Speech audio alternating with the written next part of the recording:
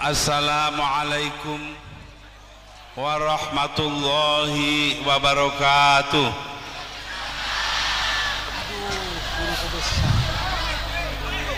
Bismillah walhamdulillah wassalatu wassalamu ala rasulillah Sayyidina Muhammad ibn Abdullah sallallahu alaihi wasallam wa ala alihi wa sahbihi wa man tabi'ahu wa nasarahu wa wala wala hawla wala quwwata illa billah. Ulama'ana al-kiram wabil khusus walidina Kiai Ahmad Sofyan, Habaiban al-afadil, para pejabat pemerintahan yang hadir di sini, khususnya Bapak Bupati, Kepala Daerah Kabupaten Situbondo, para pemimpin masyarakat, para pengasuh pondok pesantren, para hadirin dan hadirat. Alhamdulillah, saya sampai di sini pada saat ini dalam keadaan selamat, semuanya berkah apa yang diberikan oleh Allah Subhanahu wa taala kepada kita semua. Saya datang bersama-sama Bapak Kafi, bekas Gubernur Jakarta, bekas Wali Kota Jakarta Pusat, dan Pak Imam Muzakir dari Jakarta. Alhamdulillah, walaupun agak terlambat sedikit karena memang tempat ini sangat dekat dengan Jakarta. Ini kan tempatnya jin buang anak ini. Alhamdulillah, sampai di sini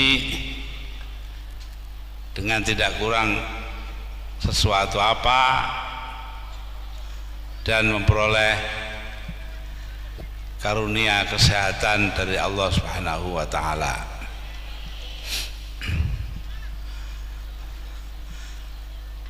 Kali ini saya datang kemari tidak untuk tujuan kampanye. Ini belum kampanye. Kalau kampanye kayak apa? Ya ini kan baru pemanasan.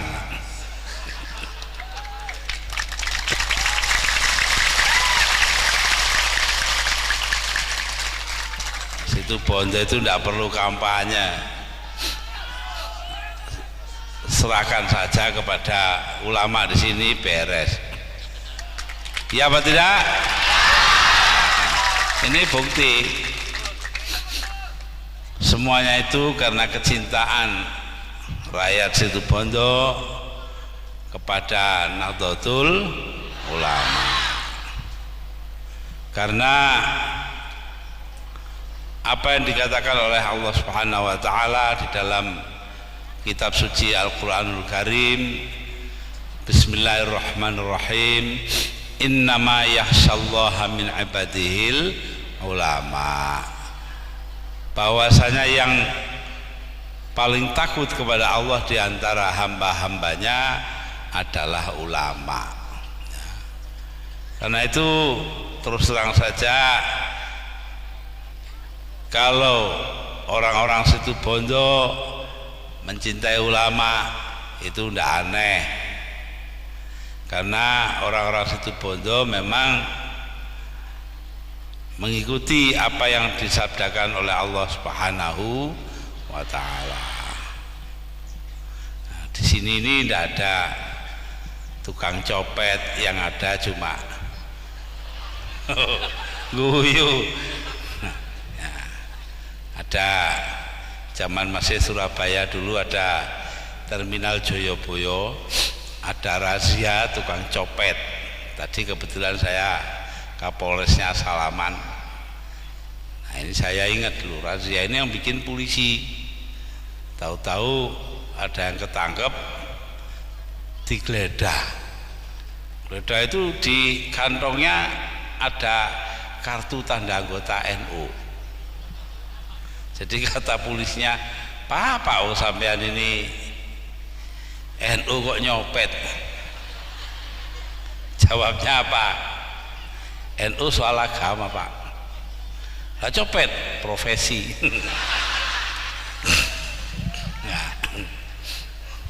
Nah ini lah ya wis copet gak gelem NU tambah nemen. Tapi alhamdulillah Nahdlatul Ulama didirikan di atas landasan akhlak yang mulia, landasan akhlakul karimah. Ya apa tidak? Oh itu. Karena itulah dikatakan al ulama warasatul anbiya. Para ulama adalah ahli warisnya Nabi. Apa hanya yang diwaris? Wong Nabi kabeh melarat itu. Mana ada Nabi yang kaya itu? Tidak ada. Ya. Nah, jadi Nabi itu semua melarat. Nabi kita Nabi Muhammad sallallahu alaihi wasallam waktu meninggal itu hanya meninggalkan babut babut bolong kabeh itu loh. Ya itu saking ikhlasnya, kalau punya apa-apa dikasihkan orang yang lebih kurang. Beliau merasa kekayaan yang ada ini tidak untuk diri sendiri, tidak untuk keluarganya, melainkan untuk kepentingan orang banyak. Itu. Ini yang diambil oleh para ulama dari dulu. Karena itu ketika ulama-ulama ini mau diorganisir, maka dicari namanya. Akhirnya ketemu di dalam kitab Syarhul Hikam, syarahnya kitab Hikam dari Imam Athaillah As-Sakandari dari Iskandaria atau Alexandria.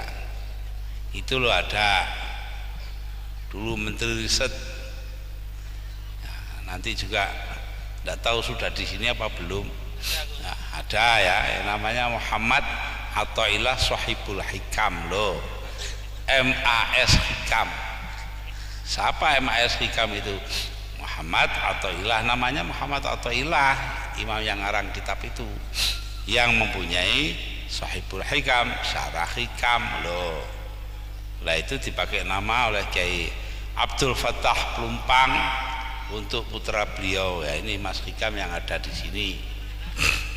Nah, ada uang jenenge kitab ya baru ini ya. Untung tidak dinamai takrib. Nah, ketika dicari-cari dapatlah nama untuk organisasi ulama itu, perkumpulan ulama tersebut. Di sana ada ungkapan kata Imam Athaillah Shahibul Hikam, yaitu la tashab man la yunhiduka ilallahi haluhu wala yadulluka ilallahi maqaluh. Jangan ditemani, jangan jadikan guru orang yang perilakunya tidak membangkitkan kamu kepada Allah dan kata-katanya tidak menunjukkan kepada Allah. Loh, siapa orang yang tingkah lakunya membangkitkan kita kepada Allah dan kata-katanya menunjukkan kita kepada Allah? Yaitu ulama. Loh itu yan hiduka, yang membangunkan, membangkitkan. Nah, dicari masdar atau asalnya itu Nahdhah. Karena itu organisasi yang didirikan tahun 1926 itu dinamai Nahdlatul Ulama, kebangkitan para ulama. Lah ketika pada tahun 1998 pengurus besar Suriah Nahdlatul Ulama memerintahkan saya waktu itu menjadi ketua umum Tanfidiyah NU untuk mendirikan sebuah partai. Ya, saya pikir partai ini kalau ingin berwatak seperti Nahdlatul Ulama ya harus menggunakan kata kebangkitan. Karena itu menjadi Partai Kebangkitan Bangsa, PKB. Sebelum itu beberapa bulan, hampir setahun, ada orang perempuan buta huruf bilang pada saya, "Yai, saya kok mimpi apa Bu? Saya mimpi sampean," bahasa Jawa ini, "damel pil KB." Damel pil KB. Nah saya bingung. Damel itu bahasa Jawa bisa membuat, gawe, bisa memakai, nggawe. Nah ini. Jadi saya itu bingung yang mana. Saya bilang, "Bu, saya ini tidak bisa membuat pil KB karena tidak punya pabrik obat. Juga saya tidak pakai pil KB, wong sudah tua, anaknya banyak, sudah 4, terus gede-gede KB malah duwe butuh barang." Waktu itu anak saya baru kawin, kita lagi punya cucu. Lah nggak tahu, pokoknya saya mimpinya begitu. Ya sudahlah, kadar mimpi ya. Nah, itu akhirnya waktu disuruh buat PKB, cocok-cocokan namanya disetujui PKB, saya tertawa sendiri. Oh ini toh yang dimaksudkan pil KB dulu itu.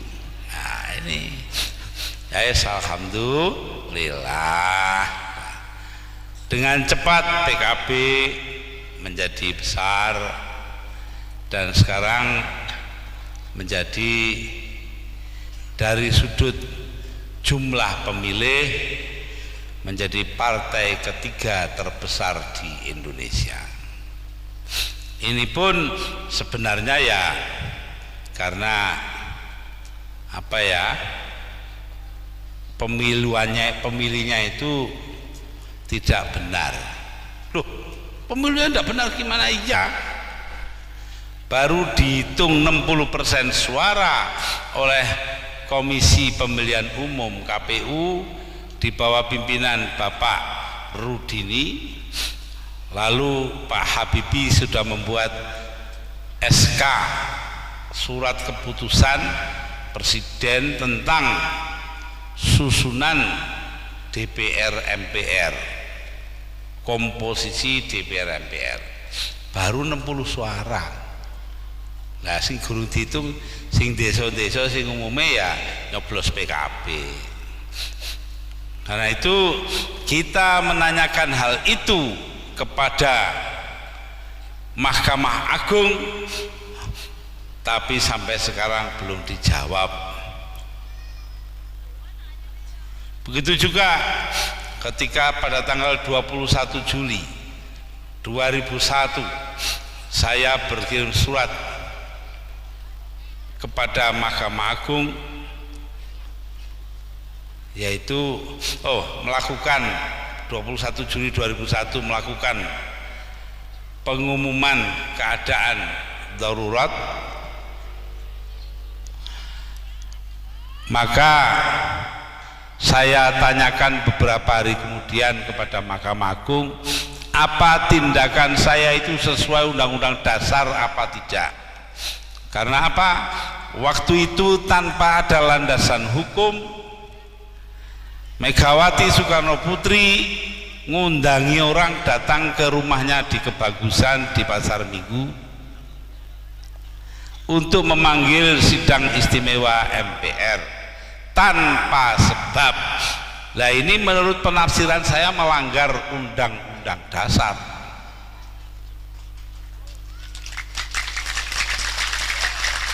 Lagi-lagi tidak dijawab. dijawab, tidak dijawab. Kemudian saya kirim surat. Saya waktu itu memerintahkan Kapolri S. Bimantoro dan Panglima TNI Widodo AS untuk menangkap 15 orang yang melanggar Undang-Undang Dasar, juga tidak dilakukan, padahal Presiden yang merintah. Apa ini melakukan tindakan insubordinasi, melanggar perintah apa tidak? Juga tidak dijawab. Ini 3 sudah pelanggaran konstitusi. Datang yang keempat, yaitu pemerintah sekarang menaikkan harga BBM.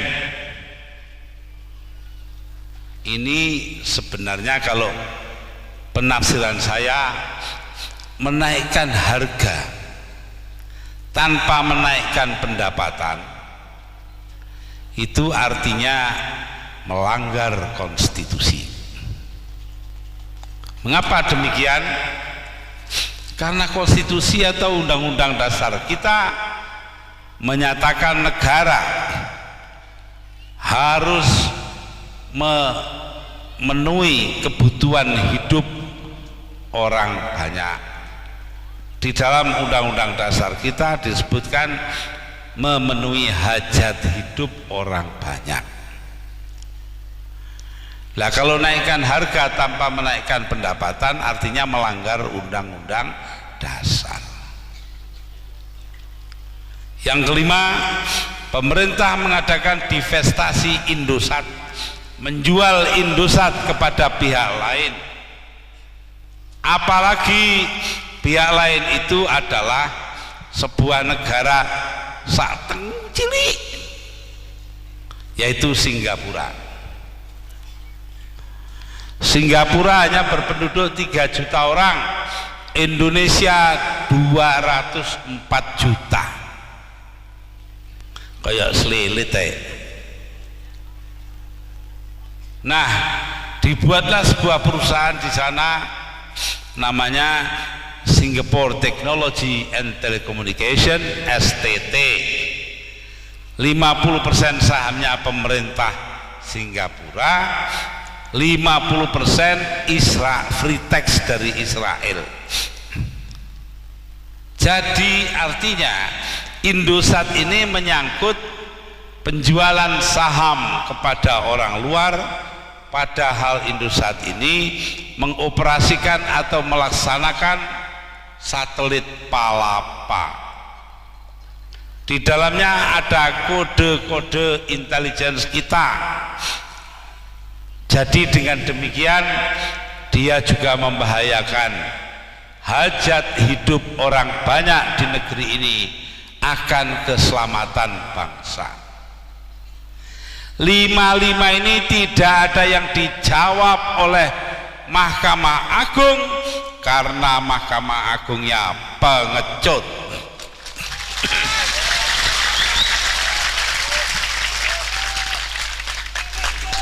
Saya tidak ngompori orang, saya hanya supaya Anda semua tahu akan hal ini, itu saja.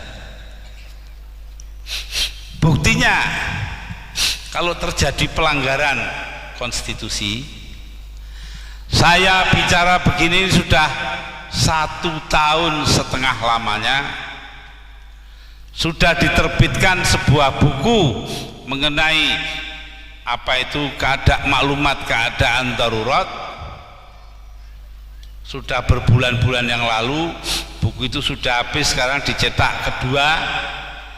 Tetap tidak ada yang berani membawa saya ke pengadilan. Oh iya, kalau betul kan dibawa ke pengadilan toh. Itu menunjukkan apa yang saya omongkan itu betul. Sebab menuduh pemerintahan adalah melanggar konstitusi adalah sebuah tindakan hukum yang dapat dihukum kalau tidak benar. Tak tunggu nih kapan itu Ya, enggak pernah. Sama saja Ketua MPR Profesor Dr. Amin Rais adalah penipu.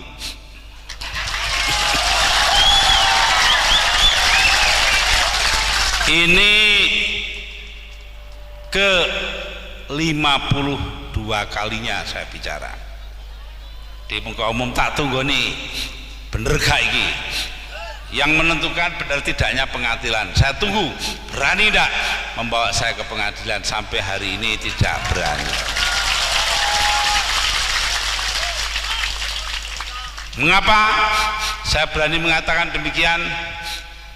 2 bulan sebelum saya dipilih menjadi presiden, Amin Rais ditemani oleh Fuad Bawazir dan Al Hilal Hamdi naik helikopter ke pesantren Buntet Astana Japura di Cirebon. Di sana berkumpul 60 orang kiai besar-besar didatangkan oleh Amin Rais, dan dia meminta kepada para ulama itu melalui kata-kata kepada Kiai Abdullah Abbas, pengasuh pondok pesantren tersebut, Kiai, kira-kira lo ya, Mbok Gus Dur itu disuruh jadi calon presiden. Kiainya jawab, nanti dalam 2 bulan sampean lengserkan. Lalu dia katakan, wallahi tidak akan mungkin itu terjadi. Panjang lebar, ya memang enggak 2 bulan, 20 bulan kemudian. Ya, artinya apa? Dia melanggar sumpahnya sendiri, janjinya sendiri. Lah orang melanggar sumpah atau janji itu kan penipu toh. Itu. Di mana-mana saya bilang begitu enggak berani jawab. Ada orang lain juga begitu, Wakil Presiden Hamzah Has. Saya bilang ini ke 39 kalinya. Jadi saya sudah pidato di mana-mana. Tidak hanya begini saja Pak Hikam, sudah di mana-mana. 39 kali saya mengatakan bahwa Pak Hamzah Has berada di belakang teroris.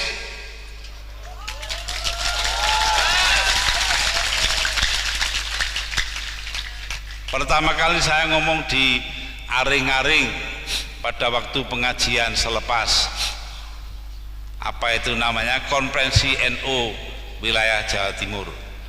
Ya, di situ saya katakan saya sangat terkejut ketika Wakil Presiden Hamzah Has menyatakan prihatin terhadap peledakan bom di Bali. Loh, kenapa kok cuma prihatin? Tidak berani mengutuk. Jangan-jangan saya bilang orang di belakang pemboman itu adalah temannya Hamzah Has.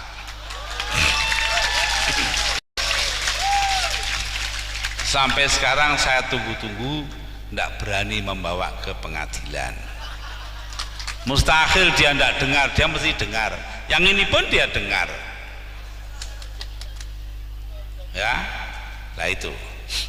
Jadi jelas sekali para hadirin dan hadirat bahwa negeri kita ini sedang mengalami duka nestapa, sedang mengalami kesusahan.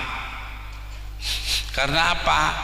Konstitusi yang diperjuangkan mati-matian,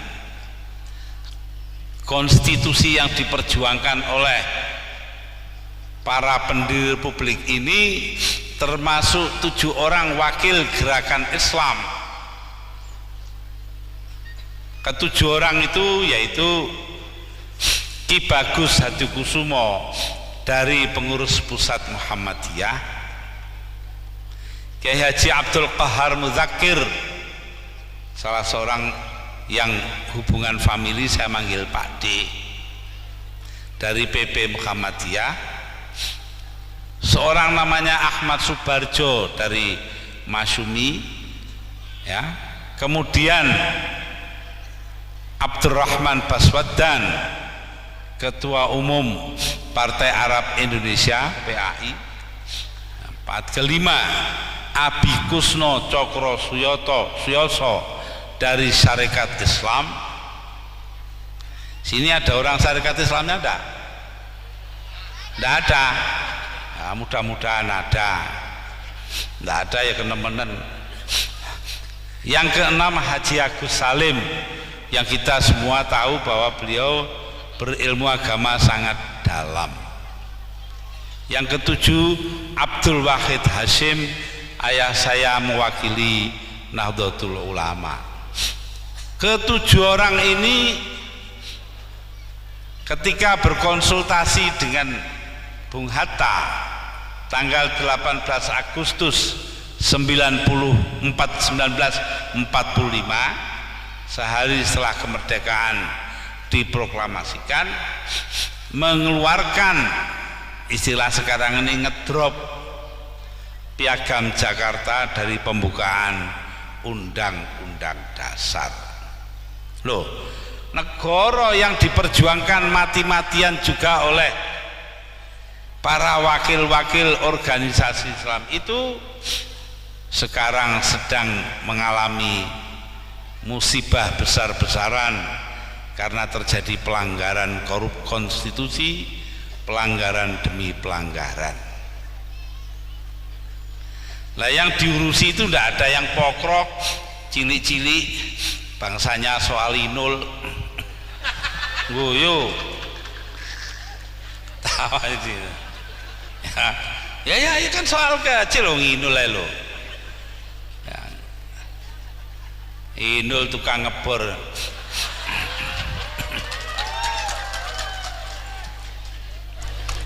Nah, karena itulah pelanggaran demi pelanggaran, kebohongan demi kebohongan,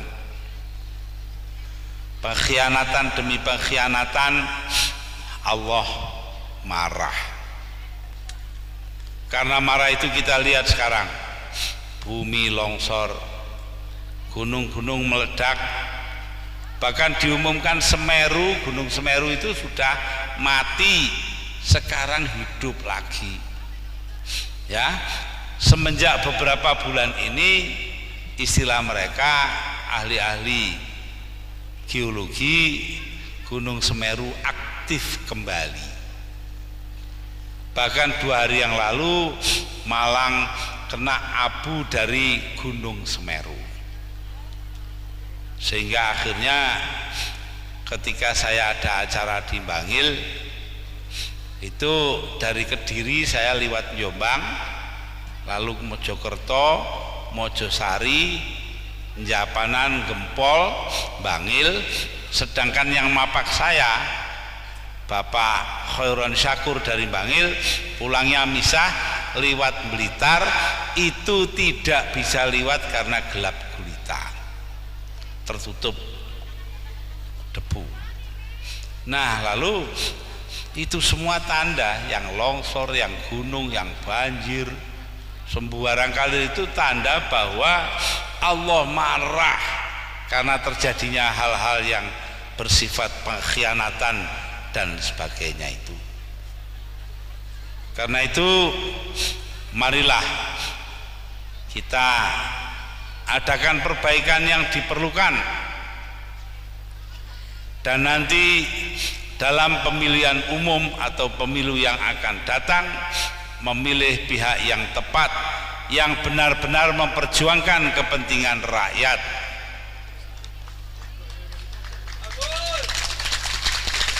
Ini bukan kampanye loh, saya tidak nyebut apa-apa kok.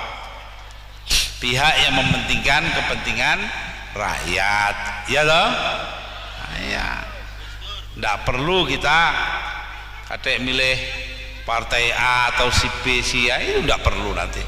Itu pada waktunya aja lah nanti diberitahu. Nah, ini akibat daripada situasi seperti itu. Musibah demi musibah. Kalau dikatakan Al-Quranul Karim, Bismillahirrahmanirrahim, ma asobakum min musibatin fabima kasabat aidikum wa ya'fu an katsirin. musibah yang menimpa diri kalian tidak lain adalah buah kerja tangan kalian sendiri. Loh, kalian tuh orang banyak. Nah, di dalamnya termasuk gombal-gombal yang melanggar konstitusi. Nah, karena hal itulah maka kita kena musibah demi musibah. Namun, ini namun ya, walaupun demikian Allah tetap akan memaafkan kita. Wa ya'fu an katsirin, Allah memaafkan sebagian besar pekerjaan itu. Itulah para hadirin dan hadirat, mengapa kita tetap optimis, kita tetap berpengharapan bahwa Allah akan memaafkan kita semua, betapa besarnya sekalipun musibah-musibah yang diakibatkan oleh tangan-tangan kita sendiri. Ya, tangan-tangan kita itu artinya bukan orang per orang, tapi seluruh masyarakat dan bangsa.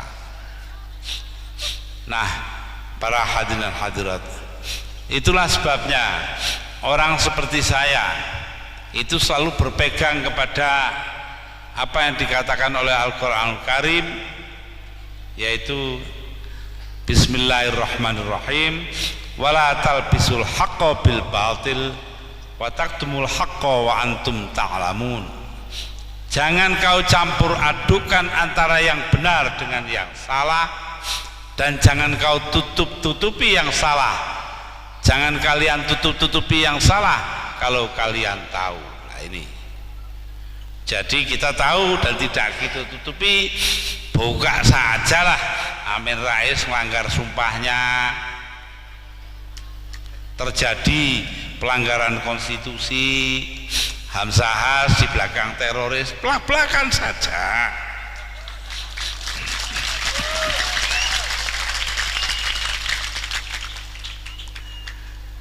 Nah, para hadirin hadirat,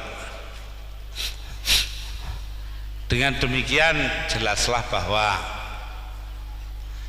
kita akan dapat mengatasi kesulitan-kesulitan kita yang dalam bahasa luar negeri atau istilah zaman sekarang, kata orang Betawi, istilah kerennya itu adalah pelanggaran hukum yang ada. Dengan melakukan pelanggaran hukum yang ada itu, kita lalu tidak bisa memenuhi kewajiban sebagai bangsa untuk menegakkan keadilan. Al-Quranul Karim padahal berkata, ya ayyuhalladzina amanu, Bismillahirrahmanirrahim, ya ayyuhalladzina amanu kunu qawwamina bil qisti syuhada'a lillah walau ala anfusikum.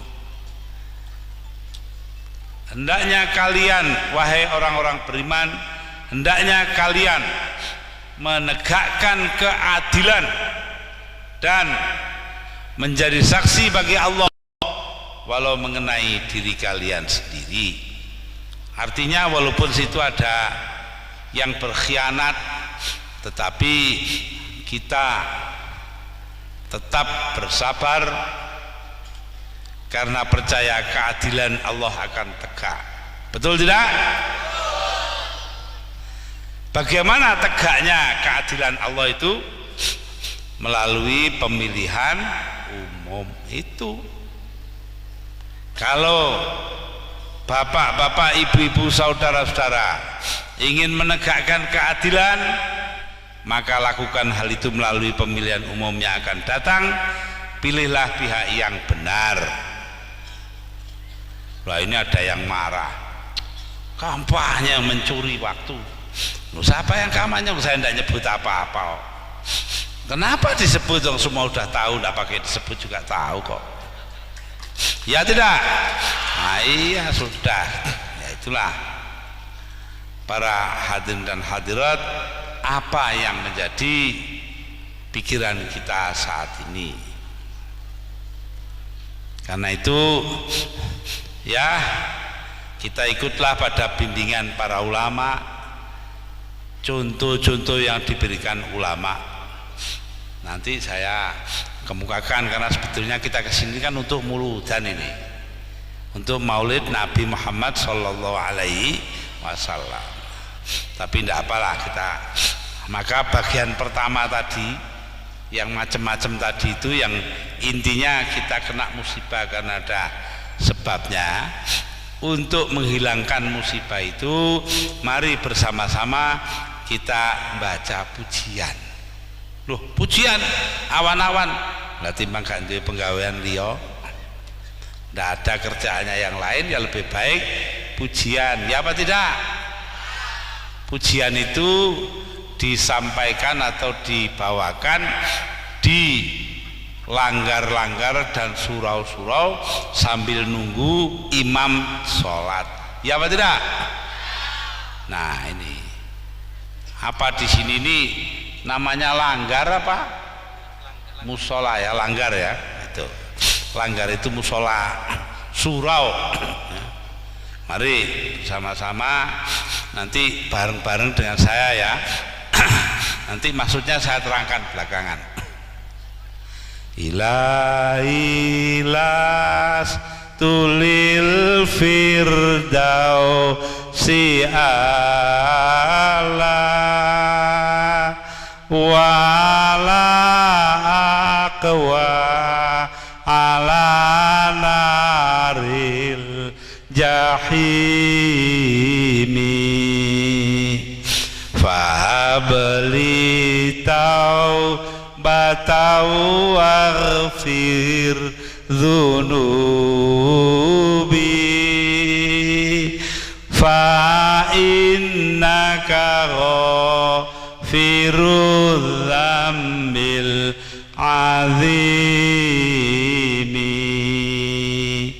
Ilahi, wahai Tuhanku, lastu lil firdausi ahlan, aku bukan orang yang ahli sorga. Wala aqwa ala naril jahimi, dan aku tidak kuat api neraka. Loh kenapa? Tidak kuat api neraka, tapi bukan ahli surga. Siapa orang mana? Orang situ Bondo. Ya, tapi sebagai orang NU, sebagai orang PKB, maka ada jalan ketiga. Fahabli taubatan, maka berikan kepadaku kemampuan bertobat. Fa innaka, dan ampuni dosa-dosaku. Waghfir dzunubi, fa innaka ghafirudz dzambil azimi, karena sesungguhnya engkaulah yang paling dapat memberikan ampun atas dosa-dosa yang besar. Ada kesempatan bertobat ini ya, tapi tobat yang bener, jangan tobatnya wong lata itu. Ada yang jatuh tobat ya. Mari dibaleni, saya terangkan maksudnya bareng-bareng. Ilailas tulil firdausi ala wala aqwa ala naril jahimi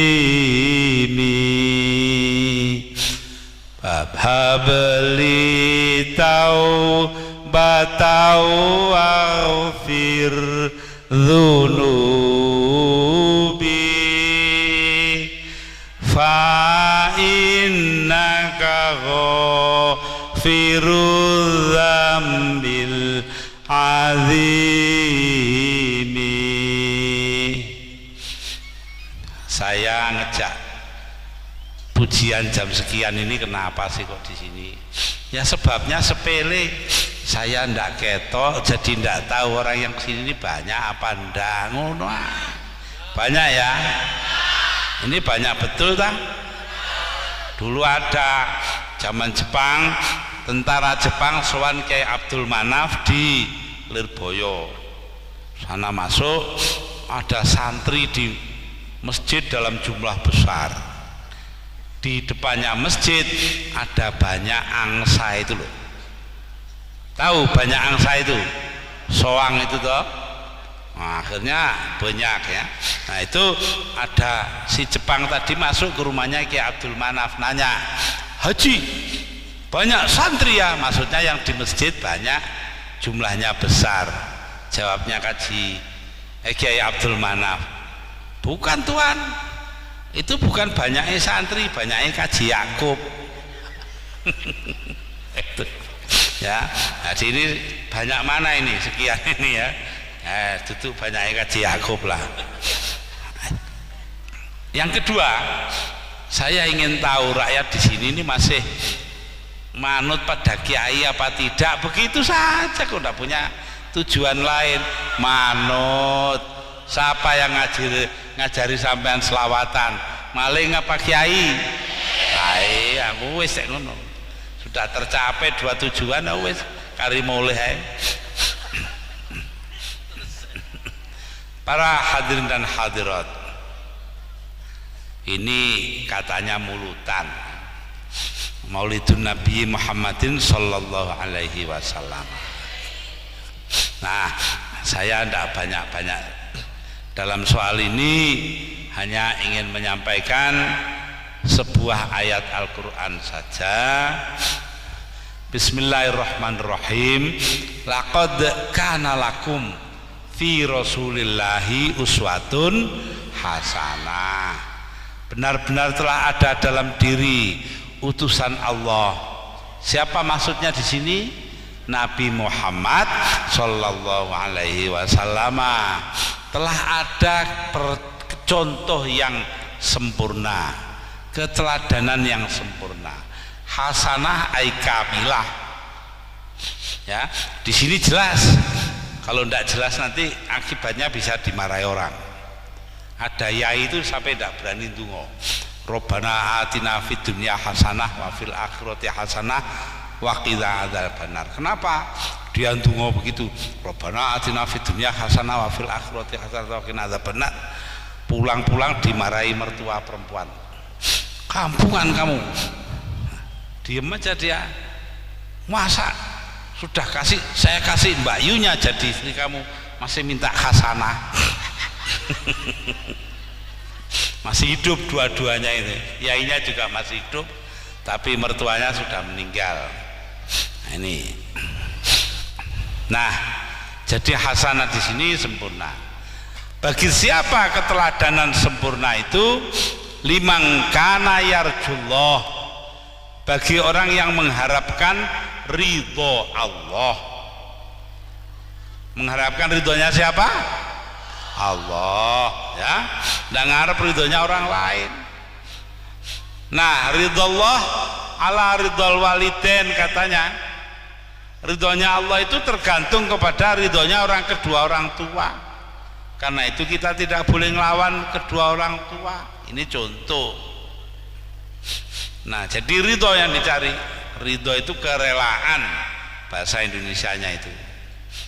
Ada orang punya madrasah, dijawab, ditanya, sampai ini madrasahnya ini apa statusnya itu, hukumnya atau kedudukannya? Disamakan? Oh enggak pak. Diakui? Enggak pak. Didaftar? Enggak pak. Lah kok semua tidak itu lalu apa? Diridhoi pak. Enek sekolah diridhoi. Ya ini ya boleh saja, tapi jangan status sekolahnya diridhoi. Buat yang betul lah. Disamakan, diakui atau didaftar, terdaftar. Nah, yang kedua, bagi orang yang mengharapkan hari kebahagiaan, hari akhirat, wal yaumal akhir, ay yarju yaumal akhir, ingin kebahagiaan akhirat. Apa kebahagiaan akhirat itu? Yaitu surga. Itu orang hidup ini kan inginnya surga. surga. Itu sudah, karena itu Al-Quran mengatakan ya, bismillahirrahmanirrahim, mayyabtaghi ghairal islami dinan fala yuqbala minhu wa huwa fil akhirati minal khasirin. Barang siapa mengambil selain Islam sebagai agama, fala yuqbala minhu, amal perbuatannya tidak diterima Allah. Ini mungguhe wong Islam ya, terserah Allah mau terima apa tidak, tapi kita menganggap begitu. Wa fil akhirati minal khasirin, dan orang itu di akhirat kelak akan menjadi orang yang merugi. Merugi itu artinya tidak memperoleh surga. Itu. Nah, para hadirin dan hadirat, yang ketiga ya, yang lakukan zikir sebanyak mungkin, artinya sangat mempertimbangkan kekuasaan Allah ya. Nah, zikir itu ada zikir lafzi, la ilaha illallah, la ilaha illallah. Nah, itu zikir lafzi. Astagfirullahaladzim, astagfirullahaladzim, astagfirullah, itu zikir lafzi. Tapi ada zikir fi'li. Zikir lafzi itu zikir dengan ucapan, zikir fi'li itu zikir dengan perbuatan. Nah, sekarang ini hikmahnya maulid sekarang ini apa? Siapa sampai ini benar-benar sudah zikir fi'li? Karena apa? Ini pertanyaan saya sekarang. Kalau air sungai itu mengalir kemana? Ke laut. Laut ini kalau sini apa bahasanya? Laut. Tasek. Oh, tasek. Dah, laut itu utara ya. Iya. Karena saya orang Jawa ya, nggak ngerti bahasa sini, bahasa Madura. Alhamdulillah ada bahasa nasional, bahasa Indonesia. Kalau nggak ada hubungan saya dengan sampean, nggak ngerti satu sama lain. Nah, ada orang situ Bondo itu belajar di Australia, belajar kimia, nggak jarang pakai bahasa itu, ngomong nggak pernah, rumus-rumus ditulis di papan tulis atau di kertas sampai lulus jadi doktor. Lah ngurus tiket mau pulang, tiket pesawat terbang, kartu pesawat terbang, ditanya sama pegawai universitas, when will you go back to your country? Kapan kamu akan kembali ke negeri kamu? Jawabnya, montak mande ya Tuesday. Lah ini apa, ada monnya barangnya repot ya. Nguyu ini. Tahu ngalami tak? Ya. Nah, kalau air itu sampai ke laut, kemudian dipanaskan oleh matahari menjadi uap air. Uap air naik ke atas menjadi apa? Awan, ya toh? Jok megalo. Muring-muring kok. Jadi awan. Awan didorong angin sampai ke gunung. Ke atas gunung pendinginan terjadi. Di atas gunung kan selalu dingin lalu jadi apa? Air hujan. Lah air hujan itu separuh masuk sungai lagi, ke laut lagi, begitu mupeng. Tapi ada yang diserap bumi, diserap oleh tanah. Lah penyerapan itu terjadi kalau ada akar-akar. Lah akar ini hanya akan hidup kalau ada pohonnya, ya apa tidak? Apa pernah dengar akar tanpa pohon? Engko lek padha karo pemimpin gak duwe akar ngene kok. Jenenge pemimpin jenggot. Yaitu akarnya malah di atas. Tunduk pada atasan loh, itu akarnya. Mestinya tidak berakar di bawah. Nah, akar ini perlu pohon. Lah kalau pohonnya ditebang kan akarnya mati. Loh itu loh. Karena itu lama-lama orang situ bondol bisa jadi seperti orang Lamongan. Apa itu? Kalau musim kemarau nggak bisa cebok, kalau musim hujan nggak bisa jongkok. Nah, cebok dan jongkok ya. Ketiga ora iso cewok, rendeng ora iso dodok. Kenapa? Lah mau cebok nggak ada airnya, musim kemarau habis, tidak disimpan lagi kok, tidak diserap bumi, sumur-sumur kering, kali-kali kering. Lah musim hujan tidak bisa cebok karena banjir bandang itu. Nah, supaya tidak mengalami nasib seperti itu, tolong pohon-pohon itu jangan ditebang ya. Harus ada perencanaan dalam penebangan pohon. Nah, pohon yang sudah ada itu tolong supaya ditanam kembali loh. Ditanam kembali. Ini NU cabang Garut itu setelah peristiwa longsor di Mandalawangi, semua getun menyesal. Akhirnya sekarang Pemda membagi tiap MWC atau kecamatan itu NU diberi 2 hektar tanah untuk penghutanan kembali.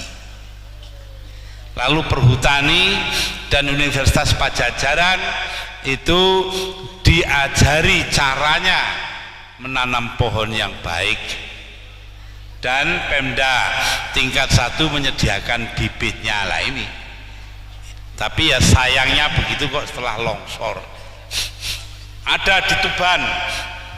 Tuban ini Kabupaten Tuban, NU cabang itu kerjasama dengan pihak Perhutani mengadakan tanaman sela di pohon-pohon, karena di sana tanahnya kapur, memerlukan tanaman sela seperti itu.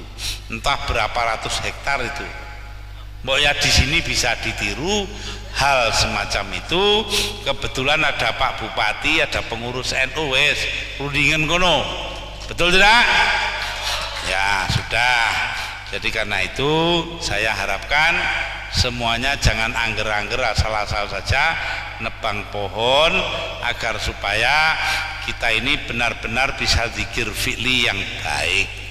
Ya inilah hikmah yang ingin saya tarik dari peristiwa Maulid Nabi kali ini. Hadirin dan hadirat, ini sudah sore, sudah waktunya kita menjelang maghrib, maka harus kita tutup. Saya tutup ini dengan sebuah syairan. Waladatka ummuka ya ibna Adam bakiya wan nasu haulaka yadhaku nasurura fajahad linafsika antakuna idza bakau fi yaumi mautika dhahikam masrura. Engkau lahir wahai anak Adam. Siapa itu anak Adam? Manusia. Engkau lahir, ketika itu engkau menangis. Tidak ada bayi lahir wah. Wannasu haulaka yadhakuna surura. Manusia sekelilingmu tertawa gembira karena engkau lahir dengan selamat.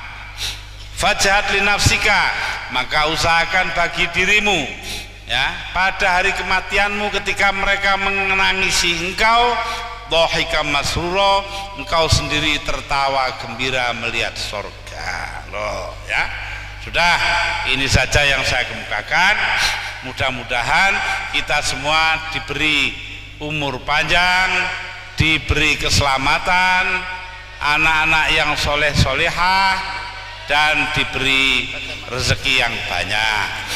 Demikian, maka kita akan doa. Saya disuruh dungo, dungonya pendek saja, yaitu dungonya Sunan Ngampel. Dari surat Al-Kahfi ada satu ayat di bulan Baleni. Ila hadratin Nabi Mustafa Muhammadin sallallahu alaihi wasallam wala jamil anbiya wa mursalin wa malaikatil muqarrabin wa laimatil musyahidin wa auliya sholihin wa Fatihah. A'udzubillahi minasyaitonir rajim. Bismillahirrahmanirrahim. Rabbil alamin.